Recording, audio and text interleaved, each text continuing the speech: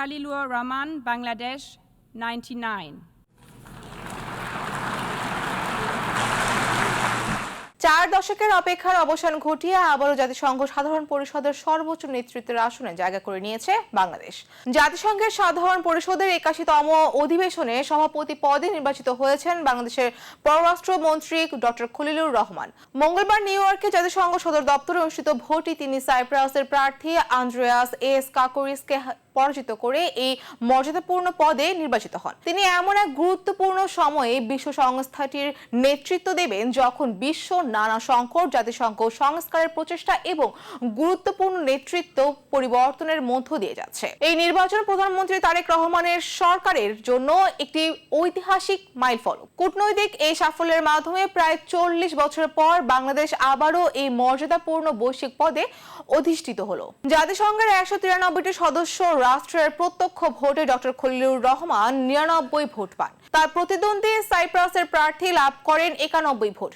নির্বাচনের ফলাফল ঘোষণা করে পররাষ্ট্র মন্ত্রণালয় জানিয়েছে, এই বিজয় আন্তর্জাতিক অঙ্গনে বাংলাদেশের প্রতি সদস্য রাষ্ট্রগুলোর আস্থা, গ্রহণযোগ্যতা এবং ক্রমবর্ধমান কূটনৈতিক প্রভাবের প্রতিফলন। জাতিসংঘের 5টি আঞ্চলিক গ্রুপের মধ্যে ঘূর্ণন পদ্ধতিতে প্রতি বছর সাধারণ পরিষদে সভাপতি নির্বাচিত করা হয়। এবার পালা ছিল এশিয়া প্যাসিফিক অঞ্চলের। শুরুতে বাংলাদেশ, সাইপ্রাস ও ফিলিস্তিন এই 3 দেশ থেকে প্রার্থী থাকলেও শেষ মুহূর্তে ফিলিস্তিন প্রার্থিতা প্রত্যাহার করে নেয়।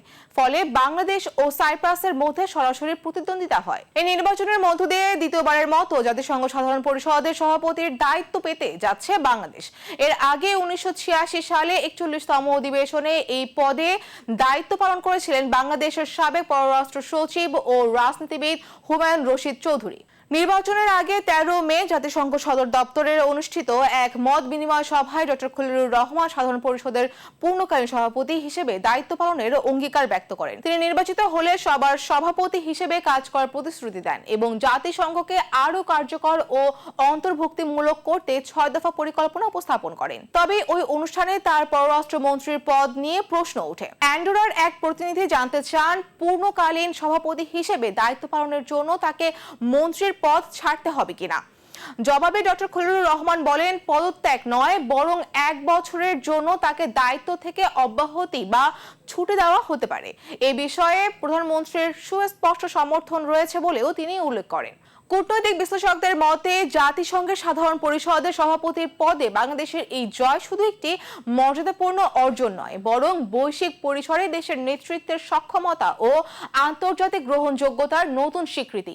আগামী অধিবেশনে সাধারণ পরিষদের কার্যক্রম পরিচালনার মাধ্যমে বৈশ্বিক বিভিন্ন গুরুত্বপূর্ণ ইস্যুতে বাংলাদেশ আরও দৃশ্যমান ভূমিকা রাখার সুযোগ পাবে।